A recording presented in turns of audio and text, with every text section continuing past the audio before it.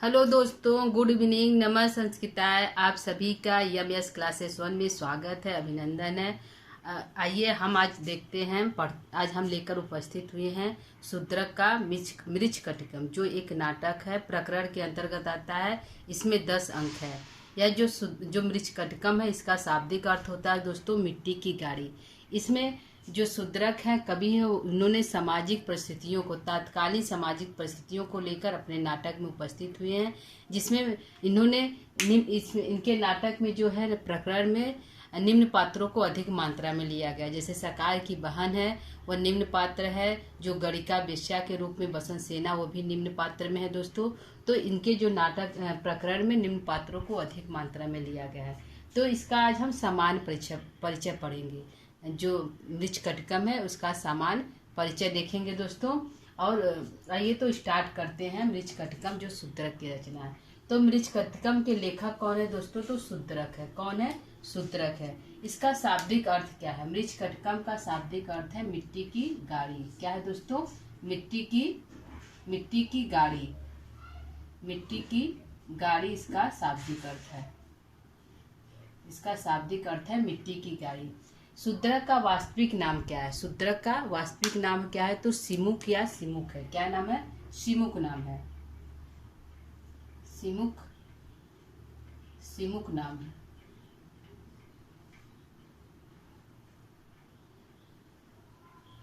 सिमुक या सिमुक नाम है, इनका वास्तविक नाम है। ठीक है। इनका समय क्या है या कितने वर्ष तक जीवित थे? तो ये 100 वर्ष 10 दिन तक जीवित रहे। कितने दिन तक? 100 वर्ष 10 दिन तक। 100 वर्ष 10 दिन तक जीवित रहे। 10 दिन तक जीवित रहे। जो शूद्रक है 100 वर्ष 10 दिन तक जीवित रहे। इनकी आयु क्या है? तो इनका आयु है, इनका समय, सॉरी दोस्तों उल्टा हो गया। इनका समय जो है प्रथम शताब्दी ईसा पूर्व है। प्रथम शताब्दी ईसा पूर्व इनका समय है।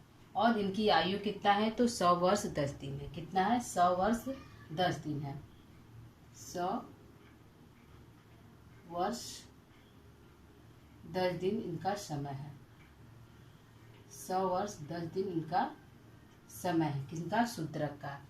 शूद्रक ने स्वयं स्वेच्छा से आत्मदाह किया था। 100 वर्ष 10 दिन तक जीवित रहे थे, इन्होंने स्वेच्छा से आत्मदाह कर लिया था। ठीक है दोस्तों। इनकी जाति क्या है? तो इनकी जाति जो है, इनकी जाति है ब्राह्मण जाति की। यह किस जाति की है दोस्तों? तो ब्राह्मण जाति की है। यह किस जाति की है? तो ब्राह्मण जाति की है। ब्राह्मण जाति के हैं। शूद्रक जो है ब्राह्मण जाति के हैं। इन्होंने गणित साहित्य और ऋग्वेद सामवेद के अच्छे ज्ञाता थे। जो शूद्रक है वह सामवेद ऋग्वेद के अच्छे ज्ञाता थे। गणित और साहित्य के भी अच्छे जानकार थे। कौन? शूद्रक। इनकी जाति ब्राह्मण जाति थी। यह किसके उपासक थे? जो शूद्रक है किसके उपासक थे? तो यह शिव और पार्वती के उपासक थे। किसके थे? शिव और पार्वती के उपासक थे। शिव पार्वती के उपासक थे। शिव और पार्वती के यह उपासक थे। कौन उपासक थे? शूद्रक शिव और पार्वती के उपासक थे।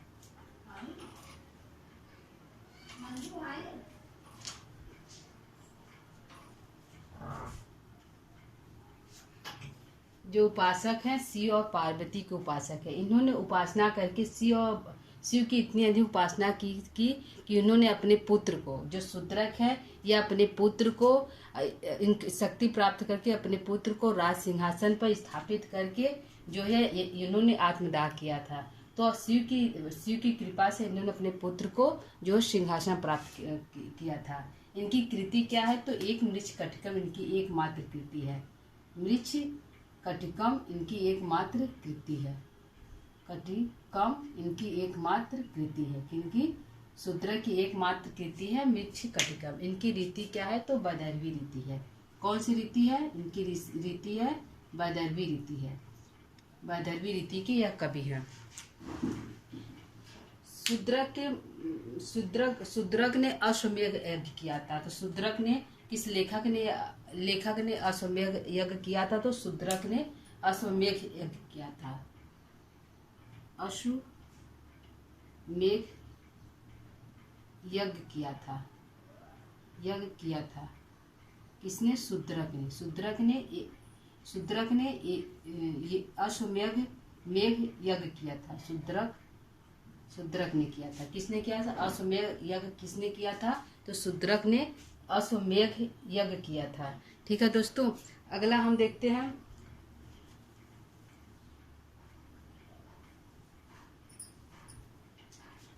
इसको देख लेते हैं दोस्तों। जो मृच्छकटिकम है, इसका शाब्दिक अर्थ है मिट्टी की गाड़ी। शूद्रक का वास्तविक नाम है सिमुक या सिमुक। इनका समय प्रथम शताब्दी ईसा पूर्व। यह 100 वर्ष 10 दिन तक जीवित रहे। शूद्रक ने स्वेच्छा से आत्मदाह कर लिया था। यह शिव और पार्वती के उपासक थे। शिव की कृपा से इन्होंने अपने पुत्र को राज सिंहासन पर स्थापित करके आत्मदाह किया था। इनकी रीति वैदर्भी रीति है और इनकी एकमात्र कृति जो है मृच्छकटिकम है। इन्होंने जो शूद्रक है, इन्होंने अश्वमेध यज्ञ किया था। कौन सा ये यज्ञ? अश्वमेध यज्ञ किया था। आइए देखते हैं मृच्छकटिकम का परिचय। तो इसके लेखक कौन है दोस्तों? तो मृच्छकटिकम के लेखक हमारे हैं शूद्रक। कौन है? शूद्रक है। शूद्रक जो है मृच्छकटिकम के लेखक है। विधा क्या है? तो प्रकरण विधा है। कौन सा है? नाटक में प्रकरण विधा है। तो प्रकरण जो इसकी विधा है तो प्रकरण विधा है। इसमें कितने अंक है? तो 10 अंकों का प्रकरण होता है। तो इसमें 10 अंक है। कितने अंक है दोस्तों? 10 अंक है। इसमें 10 अंकों का प्रकरण होता है। तो इसमें अंकों की संख्या 10 है। इसमें प्रधान रस क्या है? तो प्रधान रस इसमें श्रृंगार है। इसमें वसंत सेना जो है चारुदत्त से प्रेम करती है। तो इसमें जो प्रधान रस इसमें है तो श्रृंगार रस है। कौन सा रस है? श्रृंगार रस है। श्रृंगार रस है। उपजीव है। यह कहाँ से लिया गया है? जो मृच्छकटिकम में यह कहाँ से लिया गया? तो भास की जो रचना है चारुदत्त, उससे यह लिया गया, उपजीव लिया गया। भास की रचना भास्कृत चारुदत्त से लिया गया है। चारुदत्त से लिया गया, इसका उपजीव है। लेकिन जो एक कवि हैं जो तैलंग कवि है, उनका कहना है कि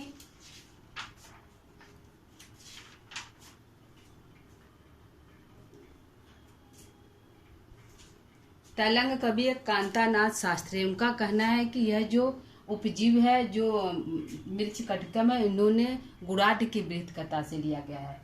किससे लिया गया? गुणाढ़ की बृहत कथा से। गुणाढ़ की बृहत कथा से। बृहत कथा से किसके अनुसार? डॉक्टर कांतानाथ के अनुसार, जो तैलंग के कवि है, तेलुगु कवि है, उनके अनुसार जो कहा गया है कि यह गुणाढ़ की बृहत कथा है। किसके अनुसार? कांतानाथ के अनुसार। कांतानाथ के अनुसार कहा गया है कि यह तैलंग के कवि हैं। कुल श्लोक की संख्या कितना है? तो दोस्तों कुल श्लोकों की संख्या 380 है। कितना है? 380 है। कुल श्लोक कितना है? 380 है। कुल श्लोक की संख्या 380 है। नायक इसका कौन है? चारुदत्त है। नायिका है, नायिका 2 तरह की है। नायक इसका कौन है? तो चारुदत्त है। कौन है दोस्तों? नायक चारुदत्त है। चारुदत्त इसका नायक है। यह चारुदत्त जो है ब्राह्मण जाति का था, लेकिन बाद में गरीब होकर यह व्यवसाय करने लगा। इसकी जो कर्म हो गई तो व्यवसायिक कर्म हो गया। पहले ब्राह्मण था, बहुत धनी था, दान करने से यह गरीब हो गया और व्यवसाय करने लगा। इसकी नायिका कौन है? तो धूता। इसकी नायिका कुलचा, इसकी जो पत्नी है धूता है। इसमें 2 नायिका है, बसंत सेना है और धूता है। तो इसकी नायिका कौन है? तो एक कुलजा नायिका है, इसको कुलजा नायिका कहते हैं। धूता को धूता है, कुलजा नायिका धूता है, और कुलजा नायिका हमारी धूता है, और दूसरी बसंत सेना है। दूसरी कौन है दोस्तों? बसंत सेना है। इसकी कुलजा नायिका धूता है और दूसरी क्या है? बसंत सेना है। यह गणिका नायिका है, वेश्या है, तो एक वेश्या है, इसको वेश्या कहते हैं और गणिका भी कहते हैं। तो कौन है? बसंत सेना। बसंत सेना यह चारुदत्त से प्रेम करती है। बसंत सेना जो है चारुदत्त से प्रेम करती है। और धूता कौन है? तो उसकी पत्नी है। कौन है?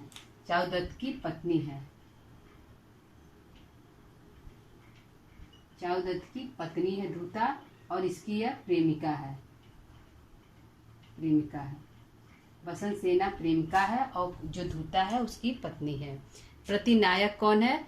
इसका जो प्रतिनायक कौन है? तो सकार है। कौन है दोस्तों? प्रतिनायक कौन है? तो सकार है। प्रतिनायक कौन है? सकार है, जो बसंत सेना से प्रेम करता है, सकार है।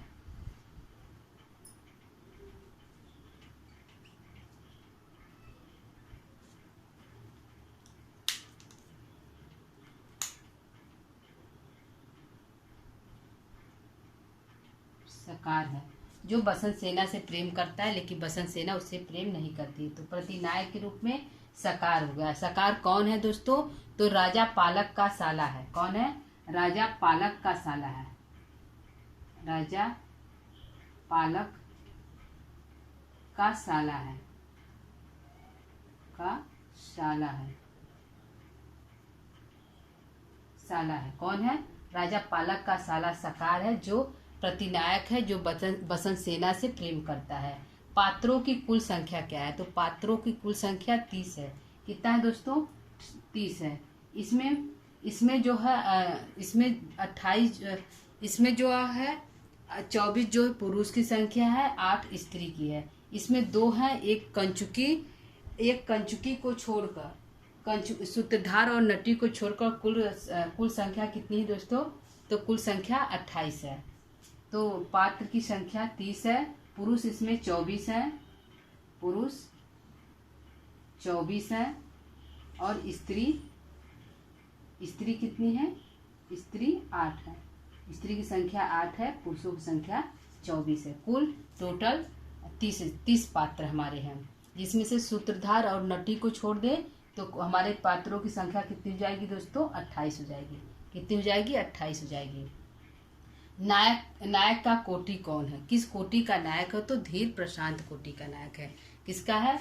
धीर प्रशांत कोटि का नायक है। धीर प्रशांत कोटि का नायक है। प्रशांत कोटि का नायक है। धीर प्रशांत कोटि का नायक है। जो चारुदत्त है वह धीर प्रशांत है। विदूषक कौन है? तो मैत्रेय है। विदूषक हमारा कौन है इसमें? तो मैत्रेय है। मैत्रेय हमारा विदूषक है। ठीक है दोस्तों, इसका हम फिर से देख लेते हैं एक बार इसको। इसका सामान्य परिचय। मृच्छकटिकम का शाब्दिक अर्थ होता है मिट्टी की गाड़ी। शूद्रक का वास्तविक नाम है सिमुक या सिमुक। इनकी जो समय है, शूद्रक का समय है 1वीं शताब्दी ईसा पूर्व है। इन्होंने इनका जो आयु 100 वर्ष 10 दिन तक यह जीवित रहे। इन्होंने स्वेच्छा से आत्मदाह कर लिया था। यह जाति से ब्राह्मण थे। शिव और पार्वती के भक्त से शिव की कृपा से इन्होंने अपने पुत्र को राज सिंहासन प्राप्त करवाया। यह शिव और पार्वती के उपासक थे। इनकी एकमात्र रचना मृच्छकटिकम है। कौन सी है दोस्तों? मृच्छकटिकम है। इनकी रीति वैदर्भी रीति है। इन्होंने अश्वमेघ यज्ञ किया था। पूछ लेगा परीक्षा में दोस्तों, किस लेखक ने अश्वमेघ किया था? तो शूद्रक ने अश्वमेघ यज्ञ किया था। मृच्छकटिकम का परिचय है। लेखक जो है शूद्रक है। कौन सी इसका प्रकरण, इसका विधा, किस विधा की मृच्छकटिकम है? तो प्रकरण विधा है। कितने अंक है? तो 10 अंक है। कौन सा रस है? तो श्रृंगार रस है। और उपजीव यह कहाँ से लिया गया है? तो भास्कृत जो चारुदत्त है उससे लिया गया है। लेकिन जो तेलंग एक है कवि हैं कांतानाथ, उन्होंने कहा है कि जो मृच्छकटिकम है गुराठ की बृहद कथा से लिया गया है। कुल श्लोकों की संख्या 380 है। नायक चारुदत्त है। नायिका इसमें 2 है, एक कुलजा, उसकी पत्नी धूता है। पूछता है दोस्तों कि धूता किसकी पत्नी है या किस ग्रंथ की पात्र है? तो मृच्छकटिकम की है और नायिका है चारुदत्त की पत्नी है। इसका एक पुत्र है रोहसेन। एक है, दूसरी नायिका है वेश्या है जिसका नाम है बसंत सेना, जो इसकी प्रेमिका है, चारुदत्त की प्रेमिका है। प्रतिनायक के रूप में सकार है, जो राजा पालक का साला है। जो निम्न इसकी जो माता है इसकी जो बहन है निम्न जाति की है, तो उससे उसका ये साला है। और जो ये सकार जो बसंत सेना से प्रेम करता है। पात्रों की कुल संख्या 30 है। पुरुष पात्र 24 है, स्त्री 8 है। इसमें सूत्रधार और नटी को यदि निकाल दे तो कुल पात्रों की संख्या हमारा 28 हो जाएगा। नायक की कोटि धीर प्रशांत है और विदूषक है मैत्रेय। रोहसेन जो है, इसका पुत्र जो है रोहसेन है। पुत्र कौन है? रोहसेन है। पुत्र कौन है? रोहसेन है। रोहसेन है। यह पूछता है दोस्तों, रोहसेन किसका पुत्र है? तो चारुदत्त और धूता का पुत्र है। किसका पुत्र है? चारुदत्त और धूता का पुत्र है। धूता का पुत्र है रोहसेन। ठीक है, चारुदत्त और धूता का पुत्र है। ठीक है दोस्तों, यह हमारा समान परिचय हो गया। आइए इसके कुल 10 अंकों को हम एक बार देख लेते हैं। इसके कितने अंक है? 10 अंक है। तो 10 अंकों को देख लेते हैं।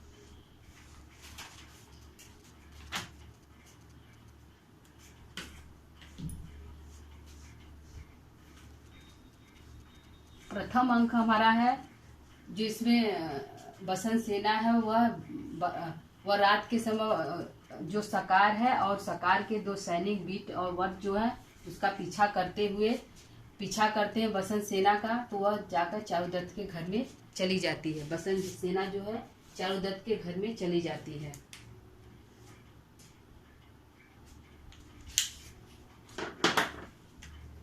अंक हमारा है, अंक हमारा है प्रथम अंक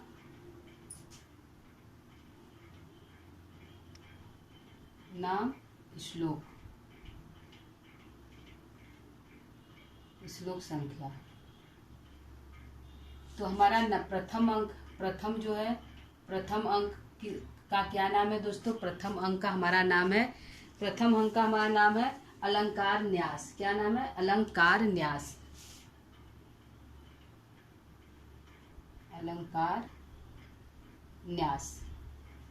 धरोहर के रूप में अलंकार को रखना। इसका अर्थ हो गया दोस्तों,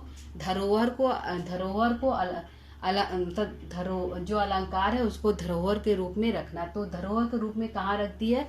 तो चारुदत्त के घर में रखती है। सकार जो है चारुदत्त से प्रेम करता है, तो उसका पीछा करता है और उसका जो 2 सैनिक होते हैं बीट और बट, तो पीछा करते हुए बसंत सेना जो चारुदत्त के घर में चली जाती है और वहीं पर अपने गहनों को न्यास के रूप में रखकर वापस अपने घर को सुबह होने पर अपने घर चली आती है। तो प्रथम जो अंक का नाम है अलंकार न्यास। अलंकार को धरोहर के रूप में रखना। तो किसके घर में रखती है धरोहर के रूप में? चारुदत्त के घर में रखती है। ठीक है, तो इसका प्रथम अंक का नाम पड़ गया अलंकार धरोहर। इसमें श्लोक की संख्या कितना है? तो 58 है। कितना है दोस्तों? 58 है। श्लोक की संख्या क्या है? 58 है। और द्वितीय हमारा है द्युतकर संवाहन। द्वितीय हमारा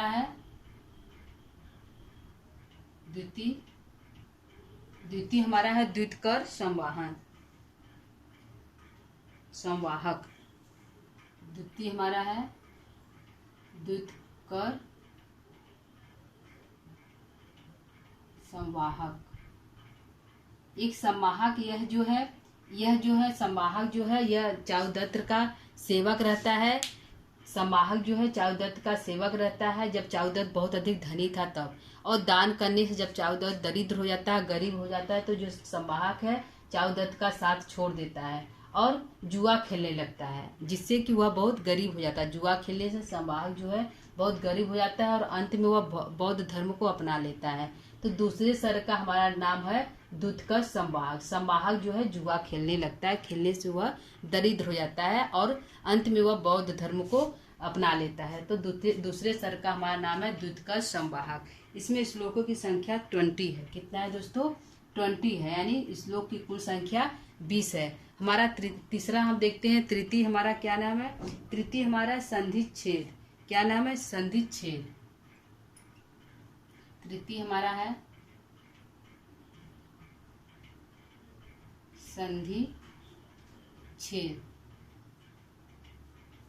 संधिच्छेद। इसमें श्लोकों की संख्या 30 है। कितना है दोस्तों? इसमें श्लोकों की संख्या 30 हमारा है। इसमें जो है चारुदत्त जिस गहनों को रख कर आती है, चारुदत्त जो है, अरे बसंत सेना अपने गहनों को न्यास के रूप में चारुदत्त के घर में रख कर आती है, तो उसका पीछा जो है साकार करता है। तो एक सर्विकल है, वह जो देख लेता है, वह देख लेता है कि बसंत सेना गहनों को सर्विलक है, वह देख लेता है। कौन है दोस्तों? सर्विलक है। वह देख लेता है कि चारुदत्त गहनों को रख कर आ रही है, तो वह रात को उसके घर में छेद कर मतलब घर को घर में सुरंग करके घुसकर और गहनों को चुरा ले जाता है। तो संधि छेद का अर्थ है दोस्तों छेद करके घरों में छेद करके गहनों को चुरा लेना ही संधि छेद है। तो तीसरे अंक का हमारा नाम है संधि छेद। पहले अंक का नाम है अलंकार न्यास। अलंकार को न्यास के रूप में धरोहर के रूप में चारुदत्त के घर में रखती है। संवाहक जो है, जो चारुदत्त का मित्र है, गरीब होने पर चारुदत्त के, वह जो है जुआ खेलने लगता है और इसलिए उसका नाम द्वितकर पड़ गया। और तीसरे में उसी अलंकार को जो सर्विकल जो है सेंध करके चुरा ले जाता है, सुरंग करके घरों में को फोड़कर रात के समय में उस गहनों को चुरा ले जाता है, तो उसका नाम पड़ गया संधि छेद, जिसमें श्लोक की संख्या कितना है? 30 है। अगला हम चौथा देखते हैं, मदनिका सर्विलक। क्या है? मदनिका सर्विलक। मदनिका और सर्विलक। यह जो मदिनका से प्रेम करता है, कौन है? यह जो मदिलका से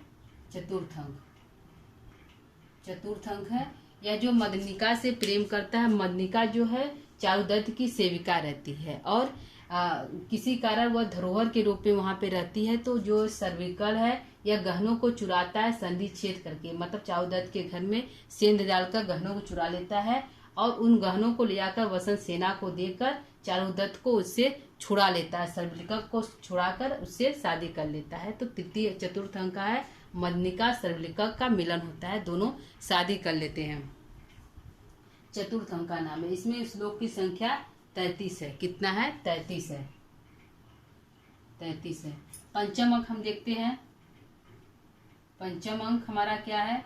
पंचम अंक हमारा दुर्दीन है।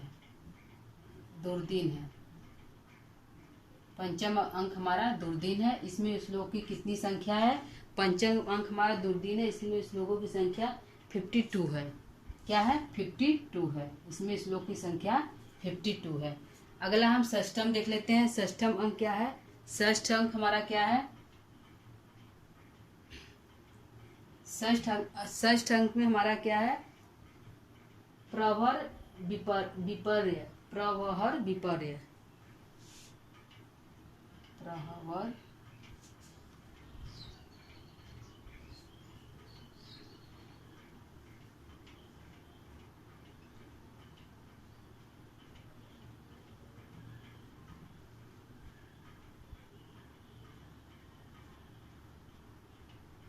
विपर्य।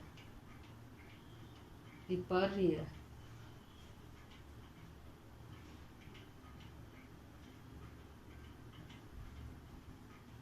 विपर्य।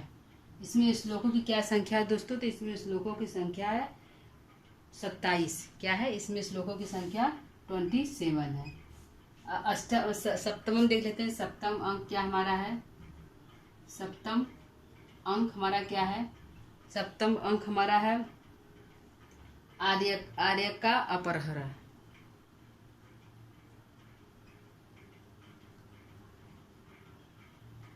आर्य का अपहरण। इसमें आर्य रहता है, उसको जो है सकार जो है इसका अपहरण करा लेता है, मतलब इसको बंदी बना लेता है आर्य का। कि इसमें श्लोक की संख्या क्या है? इसमें श्लोकों की संख्या 9 है। सबसे छोटा प्रकरण यह है। यह जो है सबसे छोटा है। सबसे छोटा अंक है। कौन सा है? सप्तम अंक सबसे छोटा अंक है। सबसे छोटा अंक कौन सा अंक है? सप्तम अंक है। इसमें एक आर्यक रहता है, उसका मतलब उसको बंदी बना लिया जाता है राजा पालक के द्वारा। ठीक है। अष्टम हमारा है। अष्टम, नवम, दसम। नवम और दसम कुल हमारे प्रकरण 10 हैं। अष्टम है हमारा है बसंत सेना मोटन। बसंत सेना मोटन। बसंत सेना मोटम। यह जो है संवाहक को छुड़ाती है मोटम, क्योंकि यह चारुदत्त का मित्र रहता है। तो जब बसंत सेना जो है, जो संवाहक है, जुए में हार कर कर्ज में लग जाता है, तो बसंत सेना पैसों के माध्यम से इस संवाहक को छुड़ाती है, बसंत सेना मोटक, इसलिए इसका नाम पड़ गया बसंत सेना मोटक। श्लोक की संख्या है 47। श्लोक की संख्या क्या है दोस्तों? 47। और नवा सर्ग हम देखते हैं। नवा सर्ग हमारा क्या है? तो नवा सर्ग है न्यायालय व्यवहार। न्यायालय व्यवहार, इसमें जो है न्यायालय व्यवहार, इसमें जो है बसंत जो उसको है व्यवहार, इसमें जो है चारुदत्त को जो चारुदत्त है गहने की चोरी में इस पर मुकदमा चलाया जाता है। राजा के पास ले जाया जाता है। तो न्यायालय व्यवहार तो जो है यह जो है चारुदत्त है उसको चोरी के इल्जाम में, गहने की चोरी के इल्जाम में पकड़ा जाता है, क्योंकि जो बसंत मैत्र है उससे जो है बसंत सेना के गहने प्राप्त हुए थे, जिसके कारण बसंत सेना पर मुकदमा चलाया जाता है। उसको राजा के पास राजा उसको गिरफ्तार करते हैं और उसको फांसी की सजा होती है। किसको? चारुदत्त को। तो नवा अंक जो है न्यायालय व्यवहार है। इसमें श्लोकों की संख्या हमारा है 43। क्या है? 43 हमारा इसमें श्लोकों की संख्या है। और दसम अंक जो है सबसे बड़ा अंक है। दसम अंक सबसे बड़ा, इसका नाम है संहार उपसंहार। क्या है? संहार जो है और उपसंहार। क्या है? संहार उपसंहार। उपसंहार, इसमें श्लोकों की संख्या 61 है। यह सबसे बड़ा अंक है। कौन सा है? यह सबसे बड़ा अंक है। सबसे बड़ा अंक है। यह सबसे बड़ा अंक है। कौन सा? 10वां जो प्रकरण है यह सबसे बड़ा अंक है। इसमें श्लोक संख्या 61 है। इसमें जो है इस पर 9वें में जो है चारुदत्त पर मुकदमा, मतलब कि उसको फांसी की सजा हो जाती है। तो आर्यक जो होता है, आर्यक जो है राजा पालक को मारकर स्वयं राजा बन जाता है, और बाद में चारुदत्त को सिंहासन बैठाकर, और चारुदत्त को सिंहासन बैठाता है। बसंत सेना उसकी पत्नी बनकर उस राज्य पर स्थापित होती है। तो संहार और उपसंहार जो है अंत में राजा पालक का संहार हो जाता है और राजा बनता है जो चारुदत्त को आर्य जो है राजा बना देता है। ठीक है, तो दसम का है। तो आइए एक बार इसको हम फिर से रिपीट कर लेते हैं। निष्कटकम का जो है अंक है 10 प्रकरण है। कितने प्रकरण है? कुल प्रकरणों की संख्या 10 है। और प्रथम प्रकरण जो है अलंकार न्यास। इसमें जो है चारुदत्त जो है बसंत सेना जो है चारुदत्त के घर में अपने अलंकार को धरोहर के रूप में रख देती है। और दूसरे में द्वितकर संवाहक। इसमें संवाहक जो है जुआ खेलता है।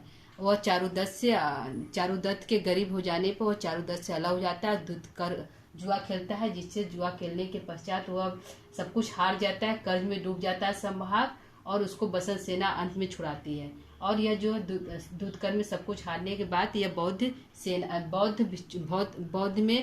बौद्ध का भक्त बन जाता है, बौद्ध भिक्षु बन जाता है। इसमें श्लोक की संख्या 20 है। संधि छेद, इसमें जो है सर्विकल जो है चारुदत्त के घरों में छेद करके गहने को चुरा ले जाता है, और गहने को चुराकर मदिनिका को छुड़ाता है। तो इस संधि छेद में जो है 30 श्लोक है। मदिनिका सर्विकल जो सर्विकल है चतुर्थ अंक है। सर्विकल जो है गहने को बसंत सेना को देता है और मदिनिका को छुड़ाकर उससे शादी करता है। तो इसमें 33 श्लोक की संख्या कितना है? 33 है। पंचम है दुर्दीन है, जिसमें श्लोक संख्या 52 है। षष्टम है प्रवर विपर। यह जो है जो रोहसेन जो है जब वह गाड़ी की मांग करता है कि हमको सोने की गाड़ी चाहिए, मिट्टी की गाड़ी नहीं चाहिए, तो बसंत सेना जो अपने गहनों को उस मिट्टी की गाड़ी में रख कर वहाँ से चली जाती है चारुदत्त के घर। उस समय जो चारुदत्त है जो बसंत सेना है वो चारुदत्त के घर में रहती है और अपने गहनों को रोहसेन की गाड़ी में रखकर वहाँ से चली जाती है कि इसको सोने की गाड़ी बना दिया जाए। तो प्रवर विपर्य, जो श्लोक संख्या 27 है। सप्तम है आर्य का अपहरण। एक आर्यक रहता है, आर्यक उसका जो राजा पालक ने उसको गिरफ्तार कर लिया है। सबसे यह छोटा अंक है। और कुछ दिन के बाद जो है आर्यक जो है उस बंदी से भाग जाता है और राजा को मार देता है। राजा को मारकर स्वयं राजा बन जाता है लास्ट में। अष्टम में है बसंत सेना मोटर। यह जो है संवाहक को छुड़ाती है। संवाहक को जो है गहने अपने कुछ पैसे देकर उसको जो है ऋण से मुक्त कर देती है। और श्लोक की संख्या 47 है। चारुदत्त पर जो है चोरी का इल्जाम लगता है कि वह बसंत सेना की गहनों को चुरा लिया है, क्योंकि गहने जो मैत्री से प्राप्त होता है, जो उसका मित्र मैत्री होता है उससे प्राप्त होता है, तो उसको फांसी की सजा हो जाती है। चारुदत्त को फांसी की सजा हो जाती है। तो 9वां अंक का नाम है न्यायालय व्यवहार। दसम में है आर्यक जो राजा पालक को मार देता है, स्वयं राजा बन जाता है। और अंत में चारुदत्त को राजा बनाकर और रानी बसंत सेना जो है रानी बन जाती है। तो अंत में है संहार और उपसंहार। इसमें श्लोक संख्या 61 है। यह सबसे बड़ा अंक है और सबसे छोटा अंक है। हमारा सप्तम अंक सबसे छोटा है और दसम अंक सबसे बड़ा अंक है। यह परीक्षा दृष्टि से उपयोगी है। यह दोनों, ये सबसे बड़ा अंक कौन सा और सबसे छोटा अंक कौन सा है। अलंकार न्यास की कौन सा अंक है, तो प्रथम अंक है। ठीक है दोस्तों, तो यह हमारा हो गया मृच्छकटिकम का 10 प्रकरण का नाम, जो परीक्षा दृष्टि से उपयोगी है। ठीक है दोस्तों, तो इसको आप लोग देख लीजिएगा। तो आज का क्लास यहीं पर समाप्त करते हैं। आज का क्लास हमारा कैसा लगा दोस्तों, कमेंट करके जरूर बताइएगा। तो आज का क्लास को यही विराम देते हैं दोस्तों। तो नमस्ते संस्कृता।